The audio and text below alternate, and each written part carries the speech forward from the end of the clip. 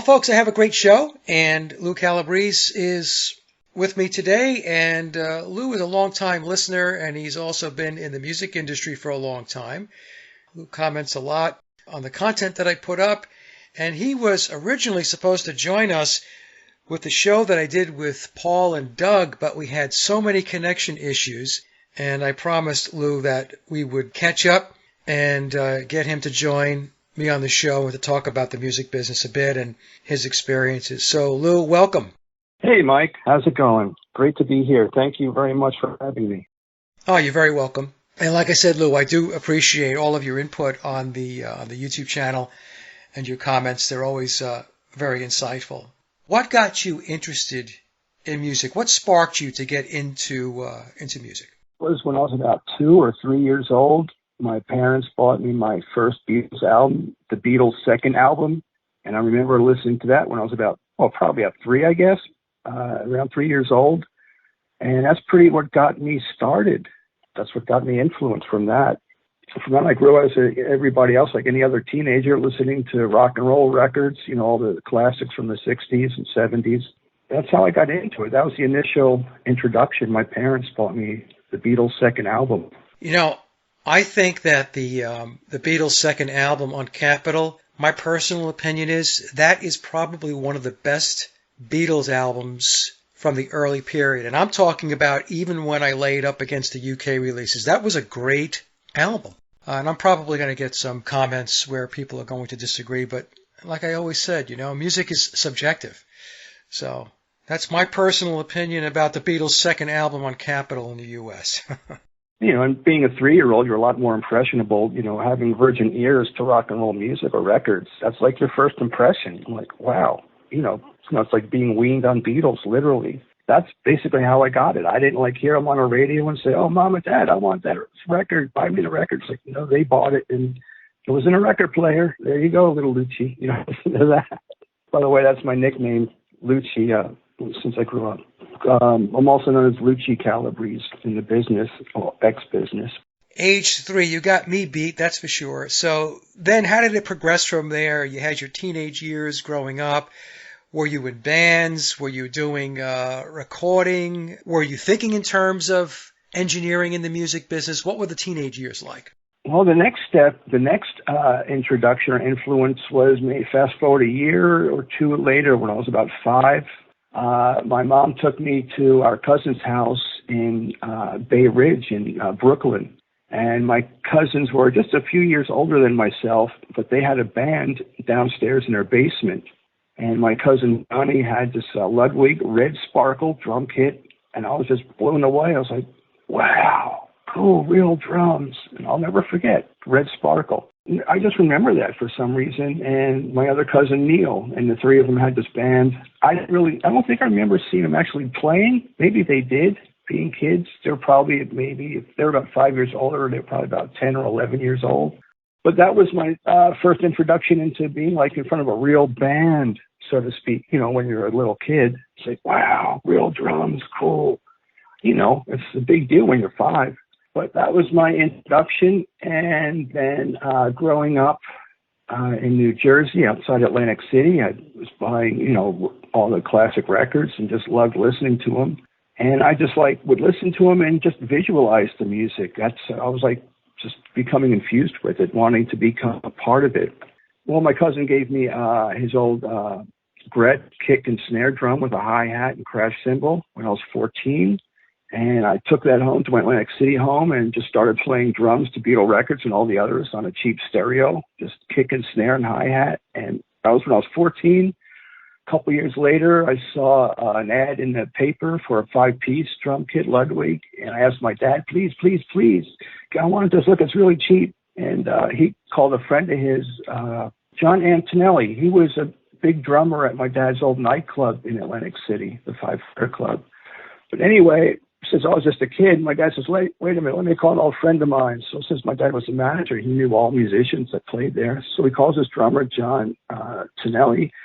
I said, hey, can you take my kid, check this drum kit out if he wants to buy it? And sure, he took me. We drove over, saw the kit. He actually talked the guy down, saved me money. Remember, I got it for $250. This blue silk, brand new Ludwig 5-piece kit. And that got me into music as part of it, being a drummer. That's all I wanted to be at the time. My influences were Keith Moon and Ginger Baker. They were my favorites. I loved to emulate. And then I would jam with high school friends, they had guitars and basses, and they'd bring them over. We'd jam either in my bedroom or in my garage later on when I converted it into a little makeshift studio. And I did that for a few years until I was, in 1981, when I was 20. I wanted to be more than a drummer because I wasn't quite as serious or dedicated as a musician. I enjoyed it, but I wasn't really, I wanted to be more than that. So I bought a Tascam 4-track reel-to-reel. I think, was it the 3440? And long story short, I got the 4-track, and I bought, I got compressor, DBX compressor, and a couple little outboard gear things, minimal stuff, and some mics. Long story short, I invited my musician friends over after converting my garage into a studio, and just recorded them on 4-track, just drum kit, guitar, and bass. Lo and behold, it came out pretty cool. I didn't really know what I was doing other than reading books and from magazines. That was the only experience I had, just two-dimensional. But since I got to put things together, I was just learning as I go, so to speak.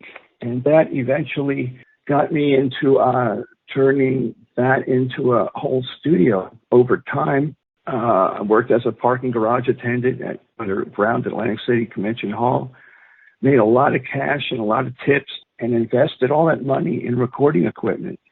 Sometimes if I didn't have as much money, my dad was kind enough to loan me money, never asked me to pay him back, which was a great dad to have for that support. But I eventually bought an 8-track Atari half-inch analog 8-track and a bi-amp 16 by 4 by 2 mixer and speakers, and, MXR outboard gear, a whole bunch of great microphones at the time, Sennheisers, AKGs, Sony, Shure, all the good ones. And then started recording. I just wanted to do it just for entertainment, just for my own satisfaction. But in the back of my mind, as I'm recording friends, I started getting a reputation, and their friends heard the tapes I was recording, and they would ask me to record them too. So I said, well, okay, if you want me to. It beats parking cars, so okay, sure, I'll do it for $15 an hour. I started recording local bands for a little bit, and then City Hall, some guy from City Hall, this inspector, showed up one day just laughing his butt off. I'm like, what's so funny? He just introduced himself. I'm so-and-so from City Hall, zoning ordinance officer. I'm like, what's that? And I got a lesson real quick that all this construction work I did with my own hands on the garage part, I had to tear it all down. It was a 1-car garage, A-frame, cinder block, and I took the roll-down door off and extended that front part just with a cinder block foundation and 2x8s, lumber, and just did it myself with common sense. I extended it a couple feet longer, and that gave it more space. But the big thing that got me in trouble was I was doubling the size of the garage by adding by 10 by 12 foot drum booth, laid out in the grass. The foundation was cinder blocks. I just dug holes, put blocks in, and just used common sense and did it real well, and built, 2x4 walling and stuff. And long story short, I had the room virtually attached to the garage, and then I took a hammer and chisel and just knocked out the cinder blocks in the middle. Just enough not to make everything, the whole garage cave in on me. Yeah. But it stood. And I was getting that far. I'm like, great, now I have a drum booth so I can isolate the drums. Great, this is going great. And then that's when I got a lesson in zoning. But yeah, it was a zoning thing. So he ordered me to tear everything down, breaking my heart. And not only that, he said I had to cease and desist from using my garage other than, parking a car or storing paint cans. So you can't use it for your hobby. I'm like, what? Why not? That was the ordinance, the city ordinances. If you want to convert, you got to get, permits and apply to ask, all this, city hall zoning ordinance crap. Like, they're not going to let me do that because he said it's zoned just for, for storage or parking a car. And that was the basic. So I didn't give up. I thought right at the same time, that's when MXR came out on the market with their drum machine for $900. And I bought that. I'm like, okay, well, this solves the drum problem. I don't need a drum booth that I had to tear down. Now I'll just, program drums. So I learned how to do that and started doing tracking in my bedroom only, which was a converted control room. Before I had to tear the garage down, I had a snake cable, like 16 channels. I made all the cables from Radio Shack equipment, wires and connectors and stuff, and ran all these cables through a piece of plumbing tubes. It was sewage tube, this 4-inch black thing, but very flexible, made for sewerage underground. But I'm like, well, it's great. I just needed to protect my cables, weather resistant. So I ran this real ugly thing out my second floor bedroom window into the garage window. And it created quite an eyesore. Neighbors would complain, like, what the hell is that thing? What the hell is he doing in there? What do you think I'm doing? That got me in trouble at City Hall, too, because they complained of eye issues. So it sounds like one of your neighbors turned you in. Well, one of them wasn't really friends with my dad, but I guess he just held a grudge because later on, I guess he found out that my dad was connected with the 500 Club in Atlantic City, which was known for its Italian subculture. Mentioned on the Sopranos and that kind of thing. Yeah, I which got is it. True, but that's a whole nother story. So I didn't give up. It was the early 80s, and techno was just coming in the music scene, and I love techno music, Eurythmics, Giorgio Moroder, all the electronic drum stuff that was just coming out, pop music. So I adapted. I just adapted that when I was happy. I just wanted to record music. So I got the MXR drum machine. I do programming. A friend of mine introduced me to a friend of mine who ended up being my music partner for many years.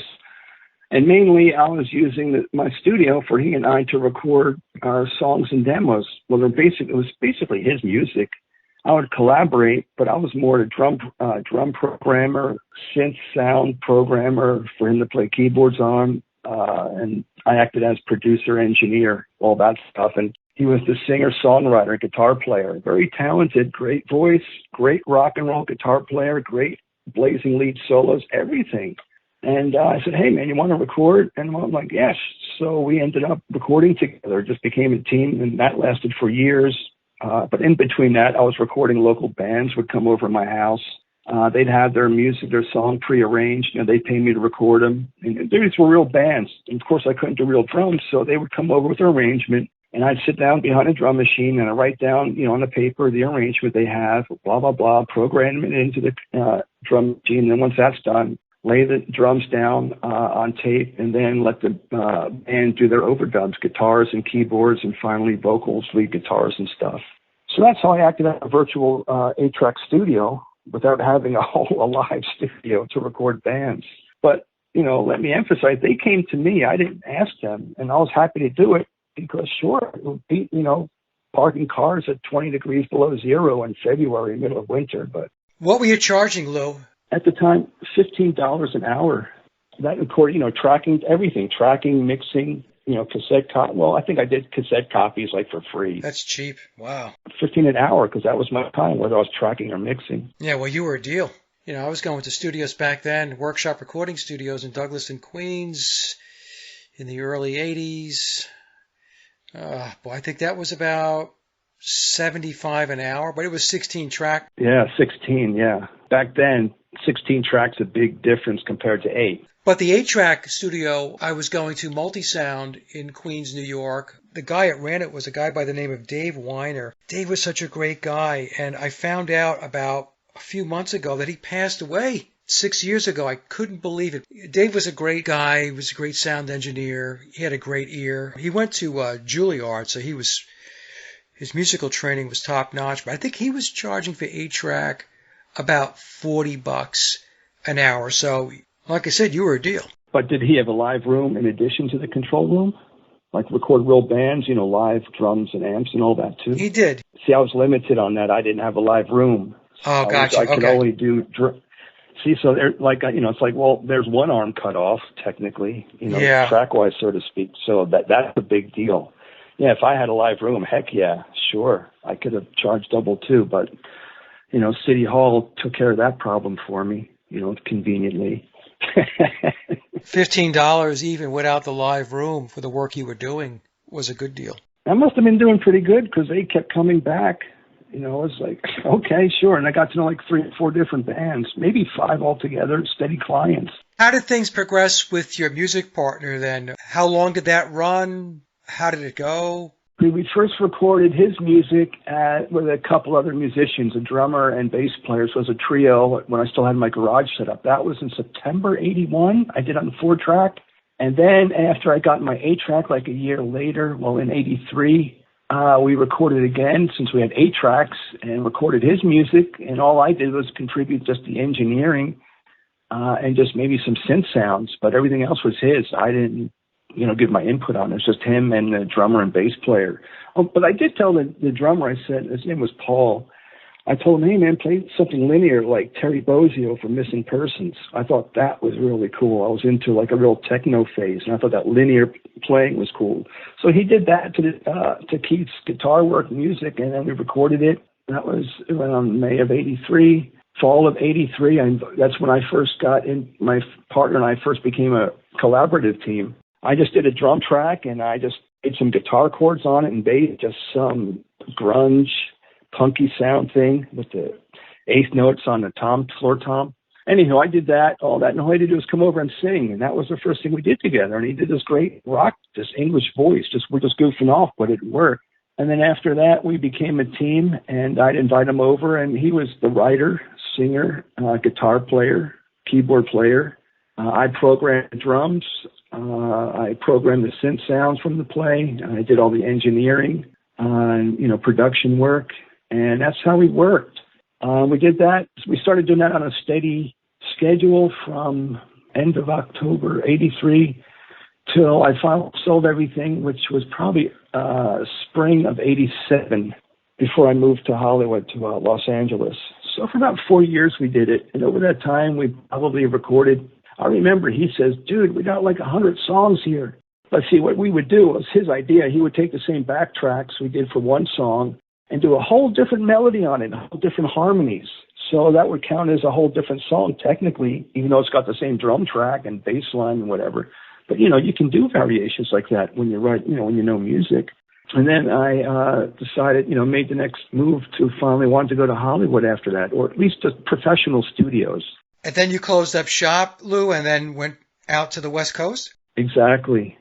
Well, I had a little bit of motivation because other musicians had the itch to move out there too. A bass player and a drummer player friend of mine, they wanted to move out too, had the same itch to move out there. They were serious musicians, very talented, and wanted to go the next step. And like, okay. So we kind of basically all moved out around the same time frame. So at least we all knew each other. We didn't know anybody out there, with the exception of one older musician named Sunny. She moved out a few years before we did. And she had one contact in the music business with Stanley Clark. She grew up with him from the Philadelphia neighborhood. That was the only professional contact we had. And she eventually hooked up my bass player friend with Stanley, and he became one of Stanley's proteges. Stanley would hook him up with gigs, and he became pretty successful doing tours with big artists, R&B artists. So he made a name for himself. When I moved out, at least I had some courage. At least I had a couple of buddies moving out there, so I wasn't quite alone. So that was, comforting a little bit, considering I'm moving 3,300 miles cross country, not knowing anybody, literally. Now, did your music partner go out there with you or no? No, he decided to get married and then have a baby. I'm like, dude, what are you doing? So he stayed back in Jersey, lived with his parents, in his parents' house. He had a huge house there outside Atlantic City. But I'm like, dude, I'm going. I'm taking our tapes. Okay, I got our tapes. When I connect, I'll give you a call, okay? Anyway, so that's when I moved. I still want to do it. I accomplished, in the back of my head, what, at least the first part of my big plan. At least, well, if I'm going, I need some demos to show this is what I do. And I had some demos. I bought a Sony Walkman, so if I ever run into an engineer, producer, I've got a Walkman on me. It's like, hey, we don't need a studio here. I got a Walkman. Just put the headphones on. Listen. I got there in the first week of July. My dad drove out with me. He got me some furniture, made sure I was set up because he couldn't believe what I was doing. He couldn't believe I sold all this stuff, pennies on a dollar, and going out cross country. He thought I was crazy, but I still had his support because I told him I had a plan. I got everything written down. I know what I want to do, know where the studios are to do it. So it's just a matter of time. I'm knocking on doors. And if things don't turn out after a few months, I'll just get a regular Joe job like I had once in Atlantic City, as a mail clerk at a county office building for a year. So I don't care, whatever it takes, Lou, was your plan to get the music sold, or was it more about moving toward doing sound engineering and possibly producing? It was. I had to use the engineering part. Well, the engineering part to support the producing part.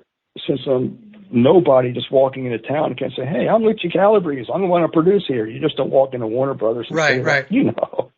So I'm thinking practical, realistic. So I loved engineering, and that was my dream. I had, engineers I looked up to, like Hugh Pagan. I had a list of studios. I figured, let me get my resume, and I'll be knocking on doors saying I just, looking for a job as an assistant engineer, because at least I know the roundabouts, all the basics of a studio. Whether it's 8-track or 48-track, the basics are still the same. It's just getting acquainted with the equipment. So I figured I had enough knowledge and experience to at least be an assistant. So I started knocking on doors. I had a list of all the studios from each section, from Glendale to North Hollywood to West Hollywood to Studio City. There's like many little studios there, suburbs, each all within driving distance of each other, very short distances. So my plan was to hit each area at a time. Like for this week, I'll hit all the studios in West Hollywood. Then next week, I'll go to Glendale Studios. Then the weekend, if things don't click, that was my plan. Just hitting each area at a time. I was just knocking on doors, but I wanted to. I figured, let me get in the door, so to speak, as an assistant engineer. So I figured once I'm inside the business, that gives me more room and options. That's more practical than wanting to start as a producer. So that's the way I did it, approached once I got out there. What got your foot into the door of one of the studios out there? What happened?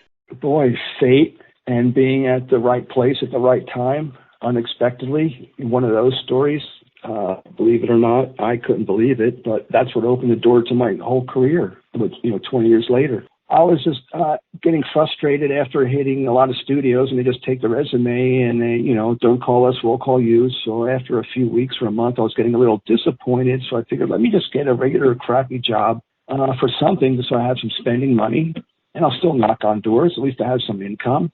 So I'm on my way to a mailroom job on the freeway, and halfway there, a little voice in my head said, "Oh, geez, we didn't come out 3,300 miles just to work in a mailroom again."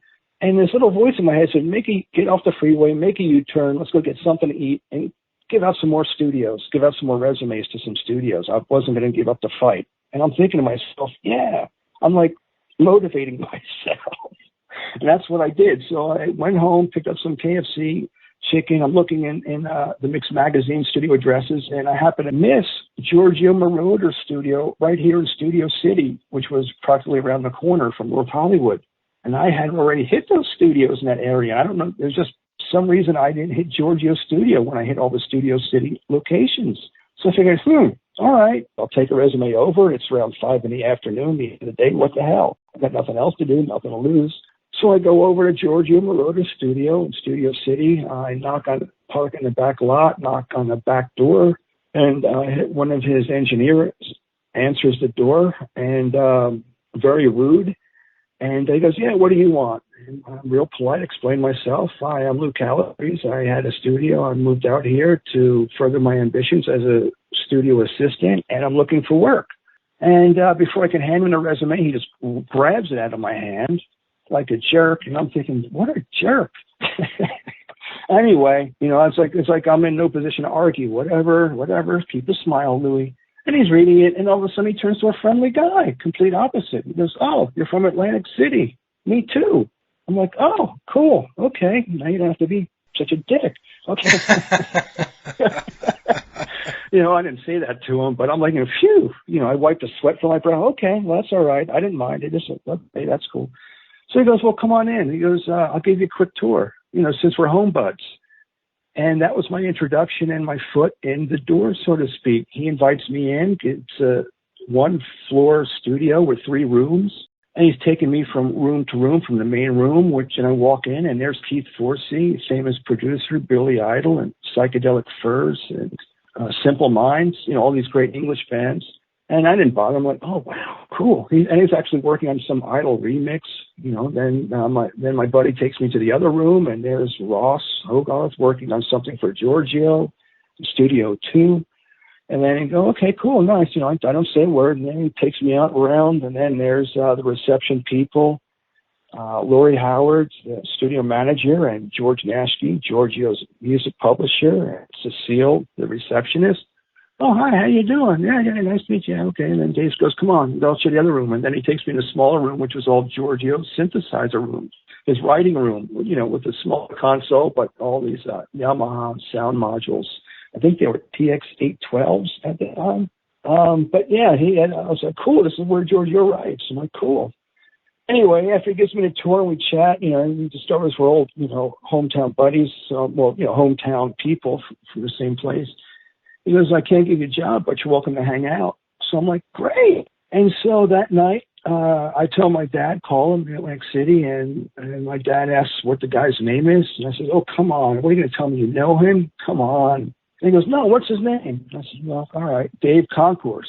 My dad goes, ask me if he knows more or Eddie Concourse. Oh, come on. Come on. And tell me he knows them.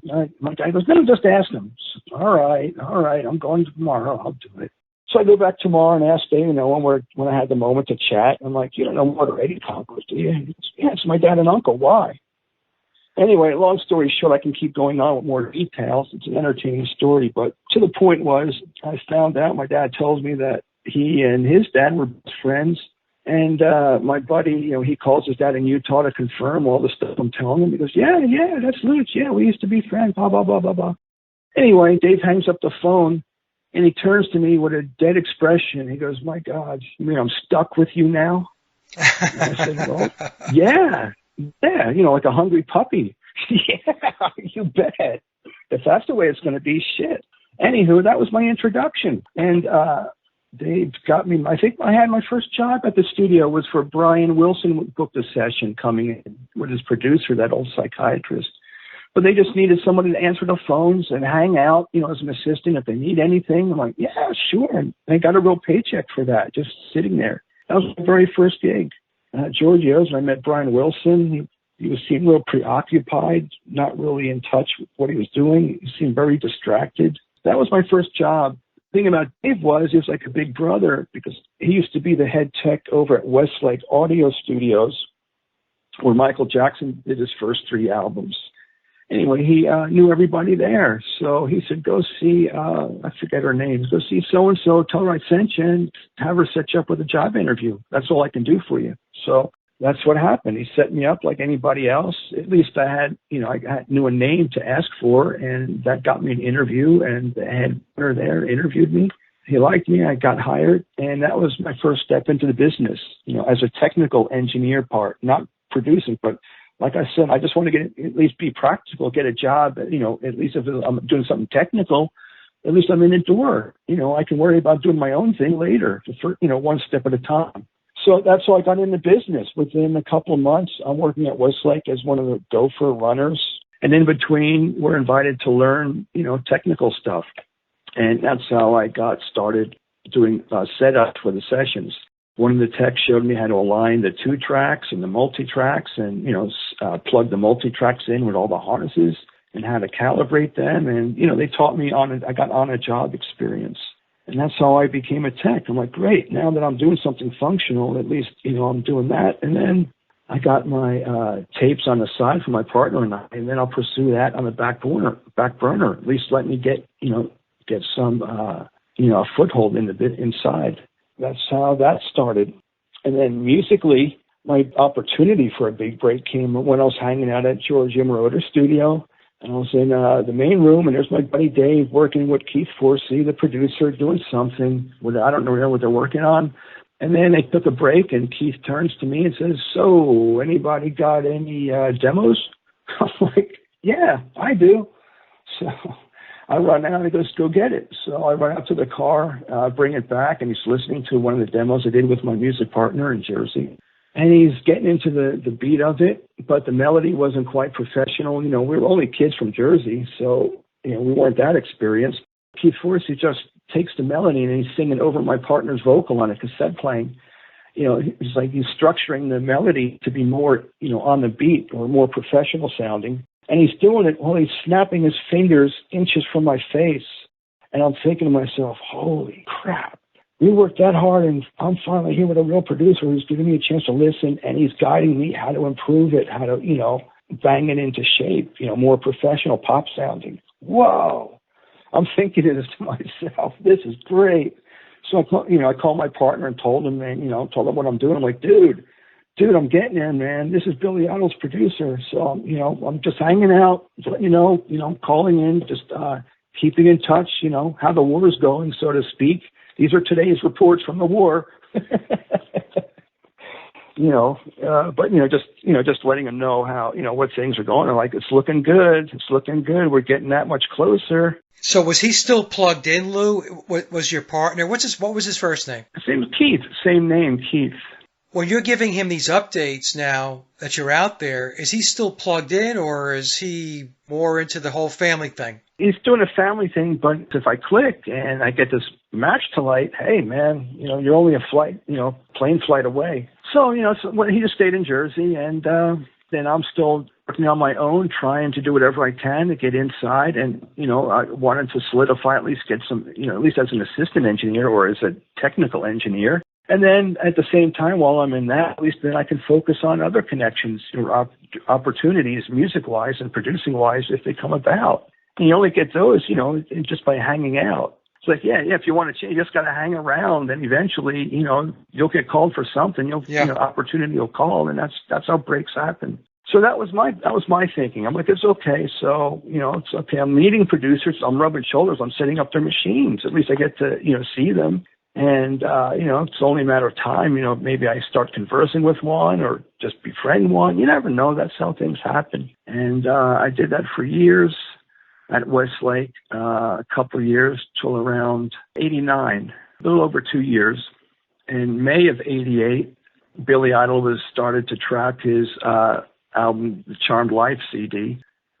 In May of 88 was when they were trying out a new studio, and my buddy Dave was telling me, he said, he said, hey man, it looks like they're going to hire me to be the engineer to track Billy's new album. I'm like, cool. And of course me, since we're, like brothers, I said, hey, do you think they'll let me hang out? And he goes, well, I don't know, I'll ask him. I'm like, okay, cool. So I let it be, let him just, take time to hear back. And like a week later, he goes, yeah, I heard from Billy and Keith. He said, you're cool. You're welcome to hang out when we try out the studio, session next week or whenever that was, back in May of 88. Billy liked the studio, and so they took roots there to start tracking for his, Charmed Life album. And since they let me hang out there as a guest, so I was like a fly on a wall, hanging out every day in the control room, literally inches behind their shoulders, right behind the console, and studying Keith's production techniques. For example, Billy Idol didn't have much material. I think he only had like a couple song ideas at best. So he would take like a 4-bar idea and play it for Keith, either on a cassette or on acoustic guitar, right, face to face. And then Keith Forsey, the producer, was responsible for taking just that 4-bar lick and transposing it into like a whole 20-piece arrangement, music arrangement, 20 sections or whatever. That's what I was learning. I was like, that was one example how I learned about music arranging. I just watched how Billy would give Keith a simple idea, just 4 bars, couple chords, and then Keith would take that and have to do variations, quote unquote, to break it down into what looks like an arrangement, to build a song on from. Once you have a foundation, then you can do variations, and that's one of the great things I learned, because me being one producer, even though I was in Jersey and had all this stuff, I was still very green, and what the hell do I know other than listening to records? I'm just a fan listening that enjoys it, but I never had no formal training, anything like that. I didn't take music lessons. I hated the idea of music lessons. I actually did take one for drumming, and with the snare book John Tonelli wanted to teach me to do. Like, it goes left, right, left, right. I'm like, what the hell's this? And I put in the Cream album. This is what I want to play. I don't go like I'm in a parade. See, anyway, that was the end of lessons. I said, oh, forget it. I'll figure it out. I'll just figure it out on my own. I was only limited with my music knowledge. And then finally watching the big picture, how a producer takes just a song idea and then does the hammer and banging of it into variations, which make arrangement sections for a song. And that's what I was doing for about a year, just hanging out like a fly on the wall, watching this and soaking up knowledge. I didn't realize how much I didn't know. It was like, a chance of a lifetime, for like, let's say you wanted to be a magician all your life, and you finally get your chance to hang out with Houdini backstage, and the master's showing you how the trick is done. And that's how I started developing my musical education for dynamics and song arrangements and variations, watching a professional do it, who was kind enough to let me sit behind his shoulders, read his notes when he'd take a break, and go down his legal pad of notes and read it. I'm used to, 7 or 8 sections in an arrangement when I used to work with my partner in Jersey. This guy's got like 20 pieces, like, holy shit. But I'm understanding now how he's doing it. So I did that. I'm soaking up knowledge, my production knowledge. I'm learning music theory. My weak points, I'm learning. So Billy Idol came in with an idea or a fragment of a song, and then Keith Forsey sat down and essentially wrote the song. He did the arrangement, and then Billy would just do the lyrics where lyrics were needed to be composed. But didn't Keith actually have to write the song? Because if Billy comes in with 4 bars... Yeah, I think I know Keith Forsey got writing. He's a writer himself. He wrote one hit that's on rotation in this day, like by Simple Minds, Don't You Forget About Me. Everybody knows that song from The Breakfast Club, Don't You Forget About Me. Great song. Great, and that's one of my favorites. But that's him. The guy's got talent. Not only can he write, but he knows how to produce it, arrange it. But yeah, he would, I don't know, I can't remember. I'm sure he shared writing credits. I don't know how he worked out with Billy or points on a record or whatever. That's between them. There's different ways you can work it, but I'm sure you might see his name, as part of getting writing credits. But yeah, all that stuff, that's him. He's the guy. That's not Billy. But the audience thinks, oh, Idol's so talented. That's the way producers work. That's a producer's job.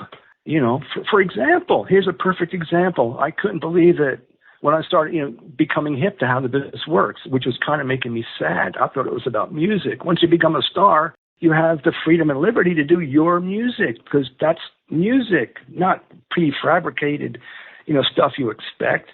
So here's the example. Billy brought in a demo he did on his home studio, multi-track. He brought his cassette in. It was just drum machine and bass guitar. He played himself, and a guitar thing he played, overdubbed, and the vocal. And he brings the tape in, and it's a great sound and song, a great rockin' song. It had essence to it, just that rawness, but it had the soul. And so I remember he finally played it for Keith. I remember this. Billy comes in, we were taking a break in the back, and he goes, yeah, I played it for Keith, and he's not feeling it, or he said, yeah, he's not liking it or something like that. I'm like, you got to be kidding me. That's great. I think you should put that demo on the album just the way it is. I mean, that's rock and roll. Come on. And then I finally got the moment, to actually talk to Keith Forsey face to face when the opportunity came, where it was like a Friday night party. Everybody's relaxed. And, I finally had the chance to approach him. So I approach him. He's all, loose and, feeling good and stuff from partying. And I feel okay and brave. And I walk up. I'm like, Keith, man, why don't you put that song on the album just the way it is? And he goes, no, it's not Idol. It's not Idol. Not Idol? That is it. Duh. That's not what he meant. What he meant was that's not Idol, the image. Right. It's his job, the producer, to do the image. The brand, because it's a business. Business. That's why they call it music business. Lou, did the song that Billy wrote, did it make its way onto the album as a track? Yeah, I think it did. Yeah. I think it was Trouble with the Sweet Stuff. That could have been it, because there's on the published version on the CD, it like breaks down into halftime, and the demo is just straight forward beat, boom, pop, boom, pop, boom, pop. Yeah. And Billy's playing a rhythm guitar right in it, and it's cool. It's got a good tempo. But, I guess, Keith Forsey didn't see it as Billy Idol, quote unquote.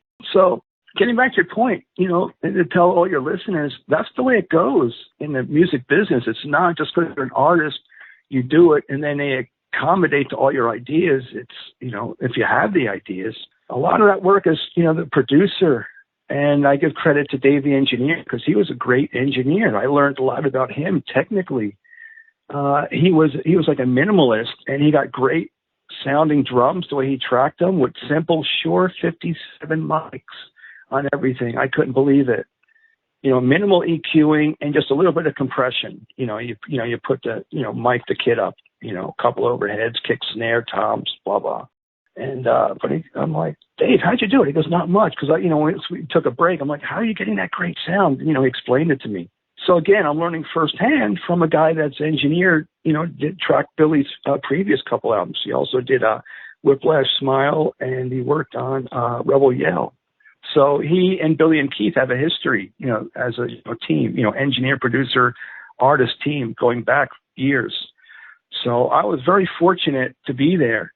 And at the time, I wasn't a Billy Idol fan at all. I really didn't care about him. I thought he was a B rock star at best, but I never listened to him. And ironically, when my partner and I just met, started hanging out, he tried to turn me on to Billy Idol's first record. I'm like, yeah, okay, that's cool, whatever. He actually liked Billy Idol. So that's what's like pretty just blowing my mind. It's like, wait a minute. Looking at the karmic picture and the way destiny and the way things work, fusion, past, present, and future all together is like mind-boggling how destiny can work sometimes. It's like Lou, do you have any personal reflections about your interactions with Billy Idol? Yeah, he was good to me at the beginning. We met really great. Our first introduction was before he did the album, going back to, it was November of '87. Dave invited me to a Giorgio studio. He said, hey, you want to come hang out? Billy's coming in to do some overdubs for a radio promo. I'm like, yeah, sure I do. That was my first time. Actually, I had a chance to be there with him.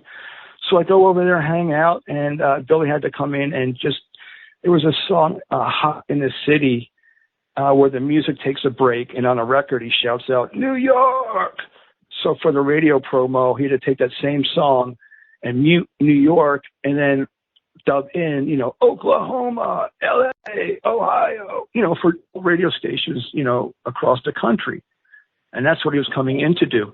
So I'm just, we're waiting. This is me and Dave, and Billy's late. And I decided to twist a joint. What the hell? And Dave's cool. We used to smoke weed all the time. So I'm just twisting a joint there in the control room. And all of a sudden, the big control door gets kicked open. Bang. And here comes Billy right there with all these chains hanging down, his leather jacket. He's got this huge joint the size of a cigar, half smoked. He looks over to his right, turns to me and sees me twisting a joint. He takes his joint out of his mouth, hands it over to me, and says, here, try this. And that's how we met.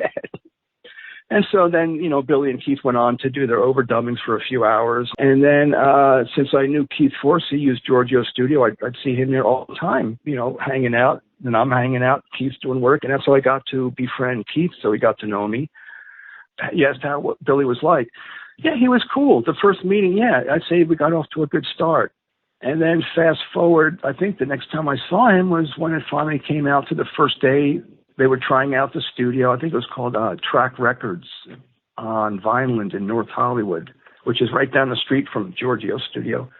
But anywho, they tried the studio.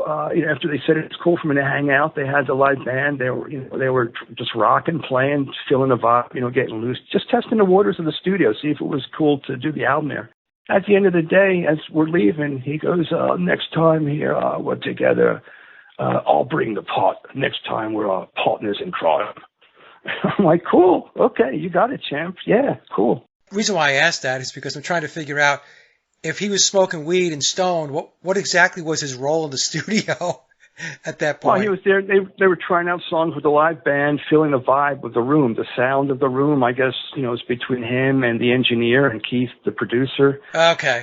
They're feeling out the studio, seeing is this where we want to do the album? Because we're going to be, we're looking for a home for the next year. We're going to be committed. Is this where you want to stay? So, they were trying it out. It's that kind of a thing, Okay. And so I guess they were just playing music and just feeling the vibe. They weren't getting to business and recording, songs. I think they were just, filling out, the room, how it felt to rehearse in there, and how it sounded and stuff. And that's where they settled in to do the whole album. Every Friday night they decided to have a party. They would record Monday through Friday and end early Friday afternoon and then have a party. And his handler, Art Natoli, would be the guy to go get all the groupies and bring up the chicks to bring them over. He was like Billy's handler. Anyway, but Art, we're partying there and getting loose and stuff, and everybody's having a good time. And I start talking to one of the girls, and there's like maybe a couple dozen, because I'll be honest, that was another reason for getting in the music business, was meeting chicks. Who's going to say, no, I just wanted to be a musician? Oh, bullshit. You want to meet the chicks too? Come on. Come on. Be honest. We know it.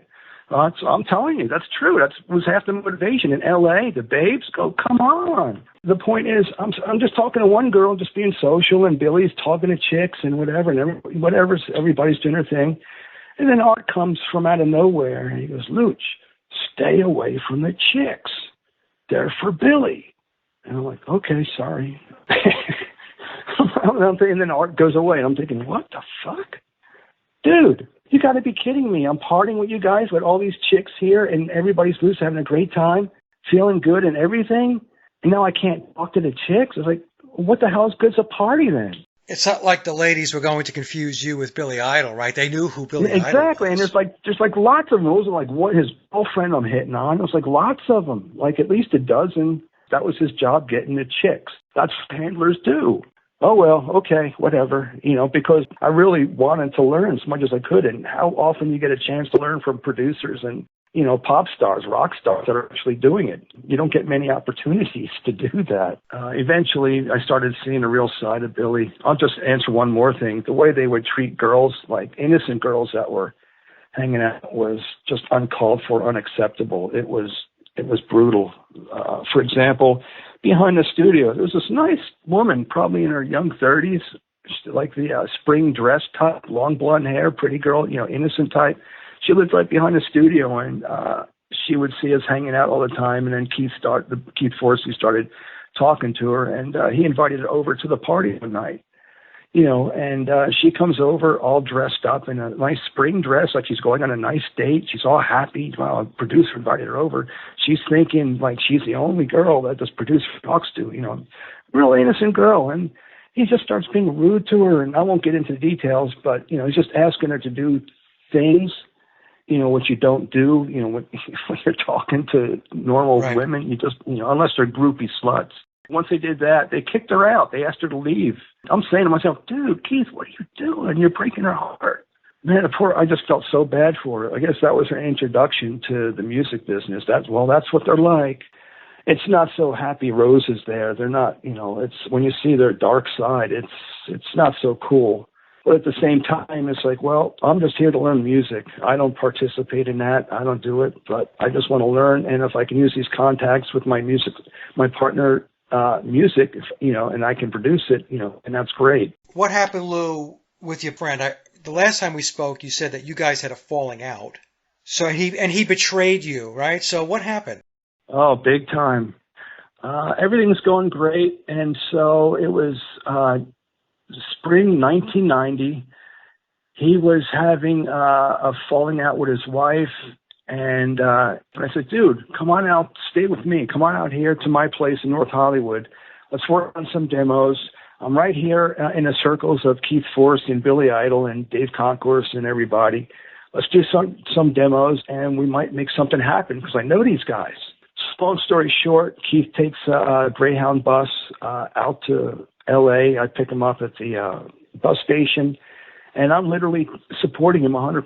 I'm letting him stay at my tiny little garage apartment. And I had a little studio with a Tascam 8-track cassette recorder, a couple of mics, and some outboard gear, a drum machine, and all we needed to keep making our demos. We're not making, CD masters here. We just need demos. And I've got everything we need. I've got all the great stuff to do the demos. One time after we got a bunch of demos, I had the chance to bring him over finally to meet Billy and Keith Forsey. And he just walks in like he's Jesus or something with his chest out, not saying a word, expecting everybody to serve him by his body language.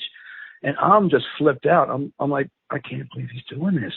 We're right here with Keith Forsey. You don't get much bigger than that, dude. So long story short, he didn't make a very good impression with Keith Forsey and Billy. And unfortunately, shit rolls downhill, and that's going to make me look bad because I'm the one that brought him in here. But all this respect I'm getting from these guys now makes me look like a turd. Thanks, dude. And I even had Keith Forsey's respect when I played him my cassette demo a year prior, a couple years before that. He actually couldn't believe my home 8-track recordings were on 8-track. He swore I did them in a 24-track studio. I said, no, Keith, I appreciate it, but no, that's just 8 tracks. I just know what I'm doing. I know how to, multi-track. I know how to bounce tracks together and submix and all that stuff. That's why I'm here. I think I'm pretty good, but you're the judge. You just complimented me. That was the end of my reputation with them. So I still stayed with my partner, and then he taught his girlfriend how to play bass. And I'm thinking, oh yeah, this has become like a Yoko thing. Where did she come from, dude? This is just you and me. Now we got this paid Yoko, Linda McCartney thing. What the? They're lovers. They're like, love you. You can't separate them. Forget it. Forget it. He's hooked. Forget it. And then, long story short, I bought us some band instruments to. If you want to be taken serious with the record companies, you got to be playing live. I didn't want to be a drummer, but I know how to play drums. So let's rehearse and play at some clubs. What the hell? I don't care. So I bought the instruments for us to start rehearsing as a trio, him on guitar, her on bass, and I'm playing drums. And the son of a gun pawned all the instruments. And that was the last straw. I'm like, forget it. Dude, first of all, you're here with Yoko. And now you sold everything that I put out my own money for. I could have used that to buy food or whatever. Ended up going to Van Nuys Courthouse, small claims, just to sue him. Just small claims because I had the receipts. And fortunately, by fate, People's Court's producers get their shows from reviewing small claim cases. They read what the plaintiff said, and if they look controversial or dramatic, quote unquote, then they call up the plaintiff first and ask them, say, hey, they're from People's Court. We saw your case. It looks very controversial and great for People's Court. We'd like to have it on our show. I'm like, okay. The producers called him and they got back and they said, yeah, the defendant agreed. You can have it on People's Court. Wow, national TV, huh? Okay. So long story short. And you won. Yeah, I won. 9 minutes flat after it was edited, because I know from being there was a lot more stuff that went on, but I know that they edited it out. But yeah, the edited show was 9 minutes. I won in full. Judge Wapner said it was about credibility. He didn't believe a word my partner was saying, because, I'll give you the link so your viewers can watch it. It's entertaining if you guys want to see what it's like, really. Actually, I have the video, Lou. What I'll do is I'll just tack it on to the end of the show. Yeah, you can see what happened. So that was the final straw, heartbreaking. It was like, Cain and Abel. Like, dude, we're brothers.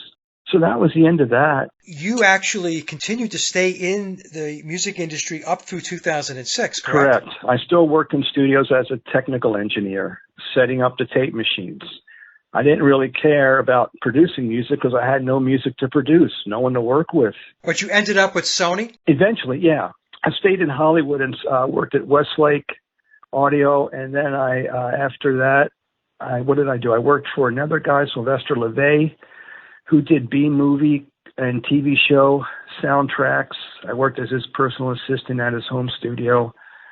And after that falling out, I just wanted to get away from Hollywood, just get the hell out of there. I was like, I'm done. I was so close to making it, and you just do that. So I went back to New York, went to my mom's apartment, took care of her, and I just got a job at a studio there for a year at Unique Recording Studios. And then I decided to move back after a year, saved up some money, and then went back.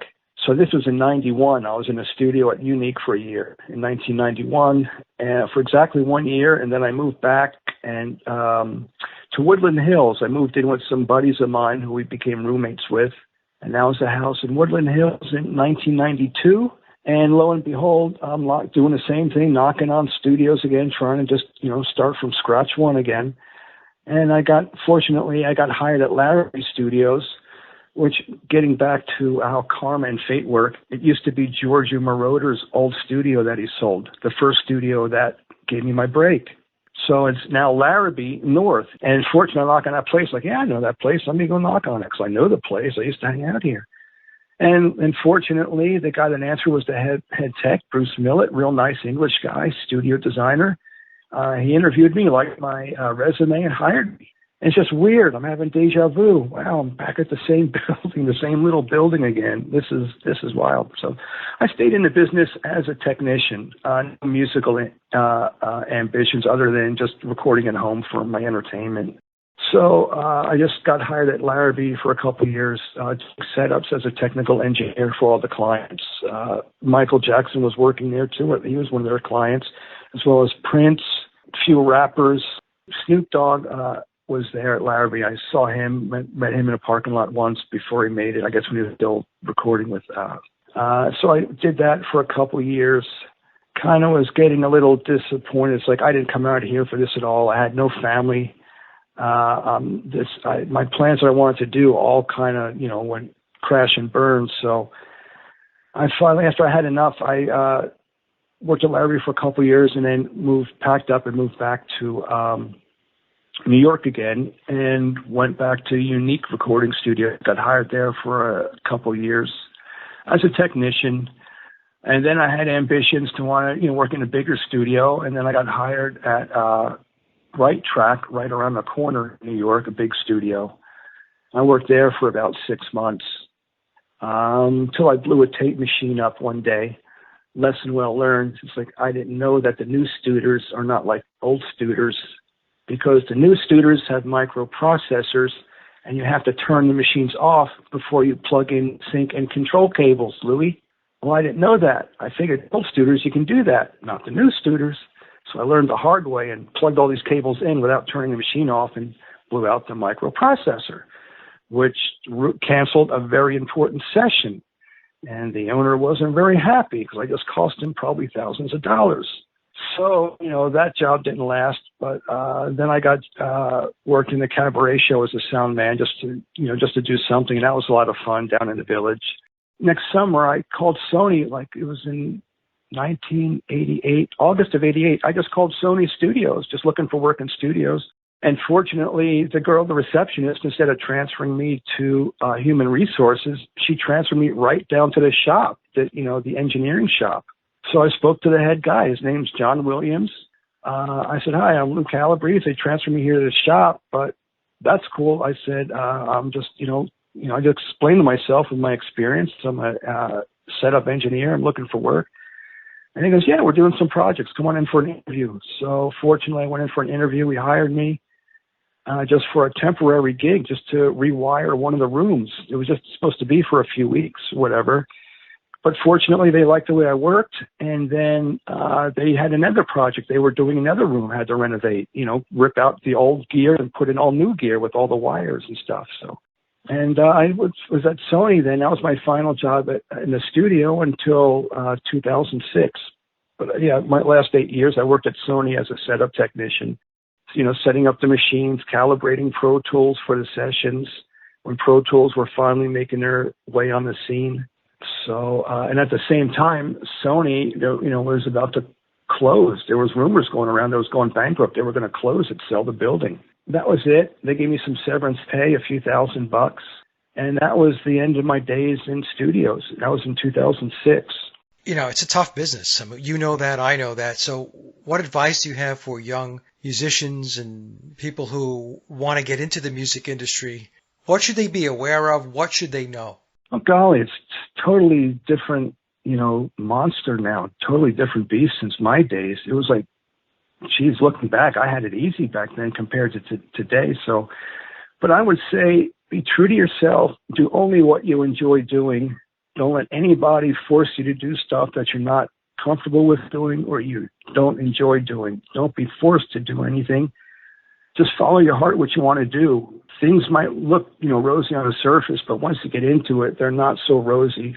I'm not saying everything's like that, but it's just don't go in with expectations like, oh, I got to do is this, and that. You're going to get a good lesson in human behavior. That's one thing about the music business that taught me. You'd be surprised the way the nature of people are, the way they are. Not everyone, there's a lot of great people in it, but just be yourself, I would say, to tell people, follow your dreams and learn what you can on your own. Do it how you think you should do things. Because that's how I started, and I stuck to that code, and it got me the respect of a great producer. He really complimented me on my home cassettes. I'm like, well, that was a big compliment, and I was just doing it from the heart. And even he told me, his advice was the same thing. I asked him, and he said the same thing. Don't listen to anybody. Follow your heart. Do what you enjoy doing. Don't compromise. Don't sell your soul. Don't try to be somebody else.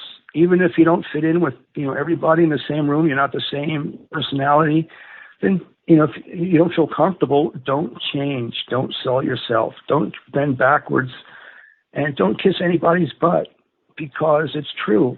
Nobody respects an ass kisser. I don't mean to speak bluntly, but it's true. If you really want respect for somebody admirable, don't kiss up to them. You can get their respect in other ways, but don't be a butt kisser, so to speak.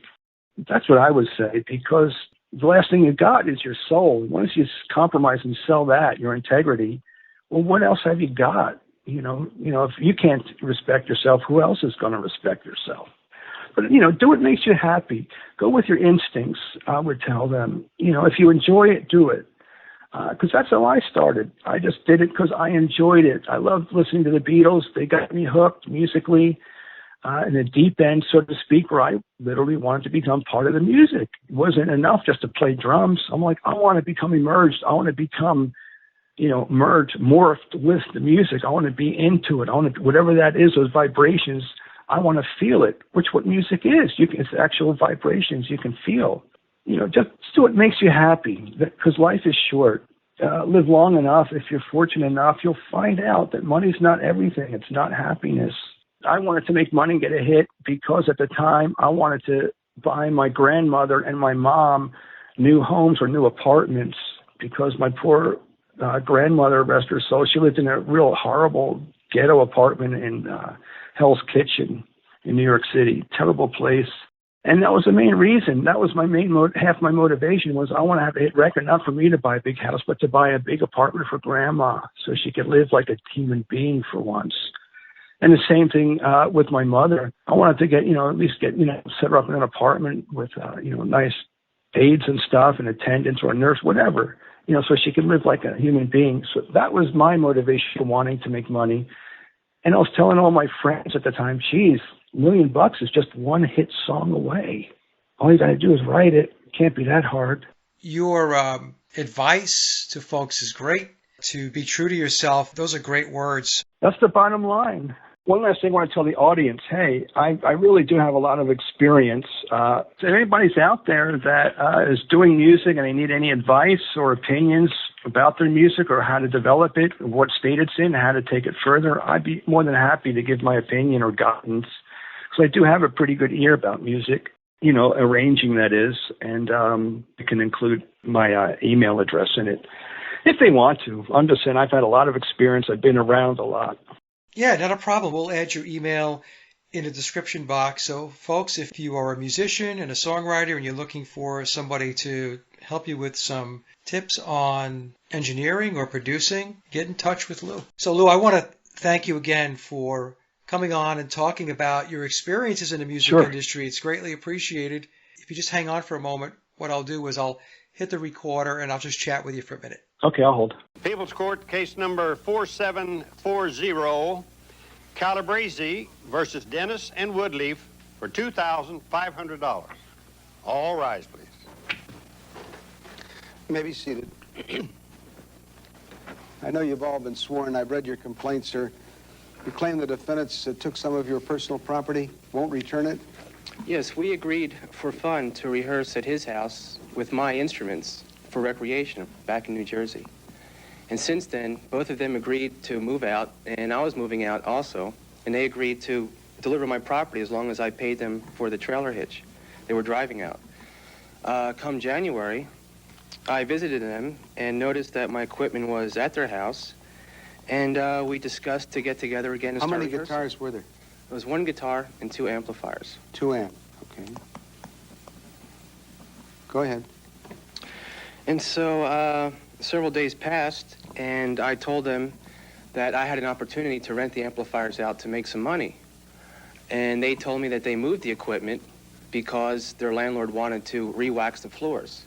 So being kind of suspicious, it didn't make sense why they would move the amplifiers. They told me over to Paige's mother's house. And I said, why would you take it to her mother's house instead of just giving it back to me? And they said, oh, dude, well, we were in a rush when we had to get to work, blah, blah, blah. Everything starts And with would they call "Ah, you dude." dude? Yeah, that's how he speaks. Ah, dude. So I said, told him I had a chance to rent these amplifiers out. And he said, okay, we'll get them back from her mom's house, come time of the session. So the day of the session, I go to his house. What was the day of the session? It was like the first week of February. I don't know the exact day. So come time for me to go to his house, pick my property up, it's not there. So I said I had a chance to rent it out and make, some good income. And he said, sorry, what we actually did was we pawned it, and we didn't want to tell you because we were short of cash. And incidentally, I said, what gives you the right to pawn my property, even if we're short of cash? And right before, in January, he was short of cash and asked me if I would loan him some money, which I did. How much did you loan him? $250. What form did it, was it cash or by check? Yeah, cash. It was actually, cash. And so he paid me with a check, which later bounced. Let me see the check. And I asked him for it. And he said, oh, we don't owe you nothing. And so I went to my accountant and got a copy of it.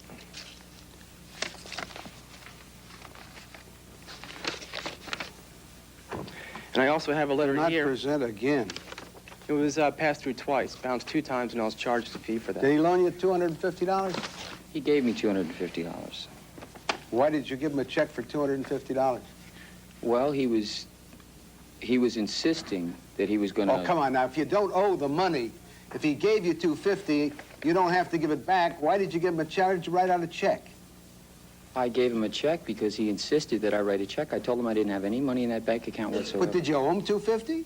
No. Yes, he did, Your Honor. What was it for? I didn't have any agreement with him. You didn't have any agreement with him? I didn't have any... Did you get $250 in cash from him? Yes, I did. Why would he give you a gift of that? Because we worked together for 10 years. Did He you was have the his, only one that made Did any you have money. his guitar and 2 amplifiers? He gave that to Paige and I as a gift back in October. I never He gave put it it to in him. our car in New York City. It stayed at my mother and father's house. Okay, it was our equipment. We Why filled would in he the give? warranty What was the equipment cards. worth? It's either $12.99 or $13.99 because he I took have the the receipt receipt. last time he was at the house. He took the receipt back. This is the receipt when I bought it, and these are the receipts when he pawned it. They were his originally. He bought them in New York City Why would he give them to you? because we had worked together for years, and he had made all the money because he owned the studio. We never made equipment. any money, Your Honor. And I'm the one that never made any money. He never even had a job for Do you 3 pawn years. the stuff? It was our equipment. We were under the... I said you pawned Yes, it. I did. Yes, I did. Because you felt it was yours. Yes, because it was a gift. When he gave you the gift, who was present? I was present, Your Honor. He Were they bought in it. the- What is your relationship to him? I'm his girlfriend. He bought us the How long you been his equipment, girlfriend? 2 years, June 1st. Were you there when he Yes, said it was this, at Sam this is Ash. a gift? Yes, he bought it for us. He was telling us he was going to buy it for us Why would I a buy him month a- before he even bought it, saying that we were going to be in a band and he was going to buy us the equipment that we needed. And he bought himself a drum kit, which we drove out here with our equipment, which if we didn't, when we got here, we took the drum kit over to his house and kept our equipment.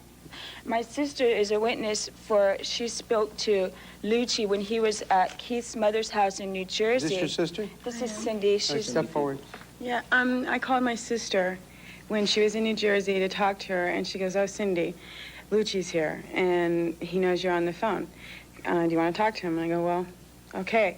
So he gets on the phone, and he starts telling me how he bought all this equipment, that it was coming out here, he was going to get a band, do I want to move in with them, and all this other stuff. And he told me that he bought the equipment and everything so that they could have the equipment. He told me that.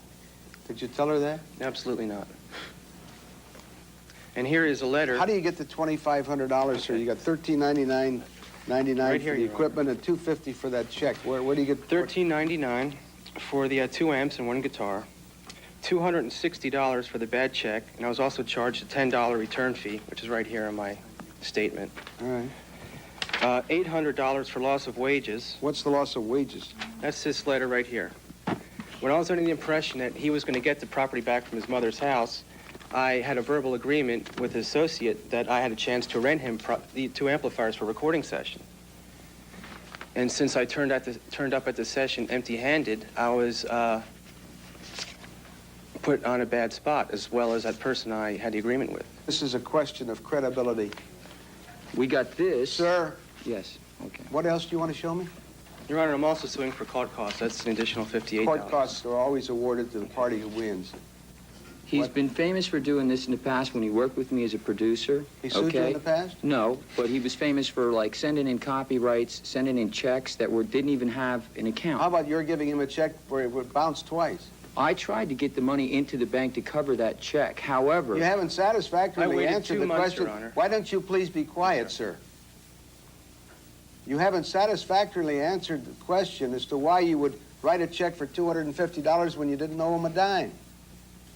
Well, because I felt like he acted like as if that I should give him something in return. Return for what? Okay, I don't know. That's the point, sir. And I don't believe you. Just to be as blunt, sir. Case is finished. I've heard all the evidence I'm going to hear. To be perfectly blunt, I don't believe you, and that's what this case turns on. It turns on credibility. And I don't believe you, sir, because I don't. When you get $250 and write a check that bounces, you're repaying him for the $250, and you're telling me that was a gift. So I don't believe the other was a gift either. I believe you took his property and you pawned it. Judgment is for plaintiff for $2,459.99. Thank you, Your Honor. Doug Llewellyn talks to the plaintiff and the defendants about Judge Wapner's decision right after these messages. Ross presents... We'll be back for the litigants' reactions to Judge Wapner's decision right after these messages. Barbara Boxer bouncing one. Based on credibility, Judge Wapner finds for the plaintiff in this case, Keith Dennis, one of the defendants, just kind of, Keith, how do you feel about that? The judge was pretty blunt. He didn't believe you at all. I understand that. There's extenuating circumstances around that check that I don't want to talk about in court. Why not? It might have helped your case. No, it wouldn't help my case. Make it worse, huh? It could go either way. Okay. Because I don't have too many written agreements between him and myself, okay? And what I do have, I couldn't get a hold of in time to appear here today. Well, how's your musical career going? Well, I gave it up. I gave it up, yes. I've got a career job now at the bank, so I don't need to work in music. I don't need to wonder where the money's coming from. Thank you very much. Officer Burrell is waiting for you to sign a few documents. Now the plaintiff is on his way out of the courtroom. You feel better now? Sure. I mean, these were friends, right? Good friends. Friends for 12 years. He always pulled little lies in the past that I was willing to overlook until it got to this where it was so ridiculous and unnatural. I just had to do something about it. You know, how many times can you forgive a friend and be slapped in the face and, you know, look the other way? I only have so much face left, and I got to say what I got. Okay. How's your musical career going? You still trying? Sure, as a hobby, yeah. Just as a hobby. All right, well, thank you very much. Congratulations. Officer Burrell has a few documents for you to sign. Thank you.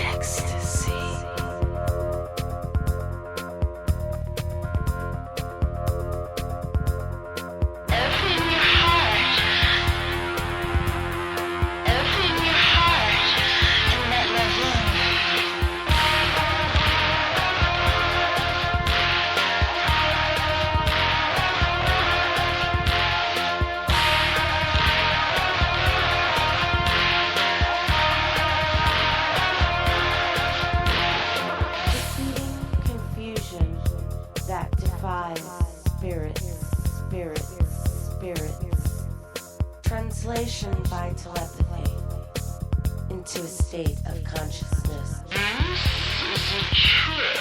This is a trip. This is a trip. This is a trip. This is a trip. Love is fixed for truth as it battles the struggle for life. Exploring sensation under amazing constellation, captivated by an eclipse. This is a trip in your heart. This is a trip in your heart. This is a trip in your heart. This is a trip in your heart.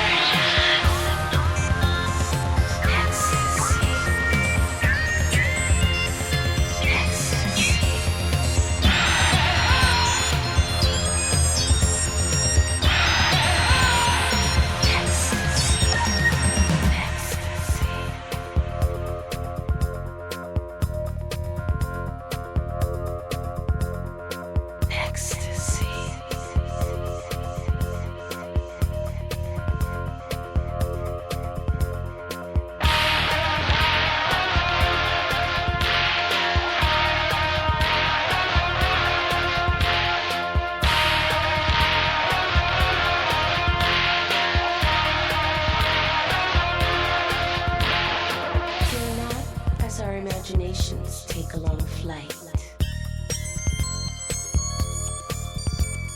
Together we share the mystery. We long to caress in heights of ecstasy.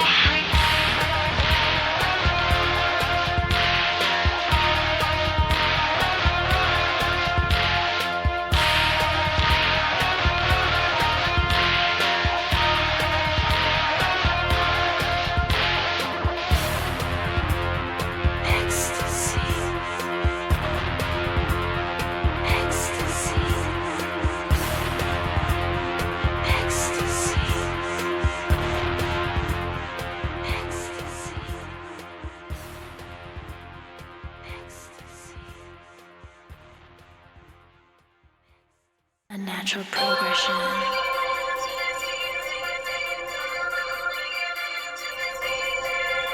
Come on and give in to this feeling.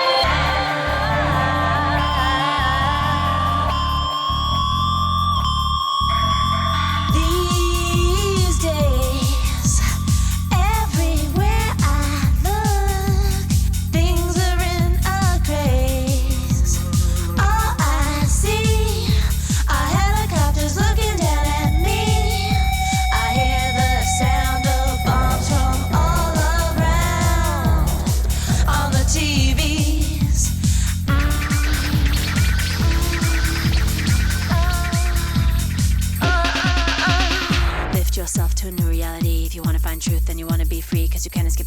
globes warming while your body's burning calories.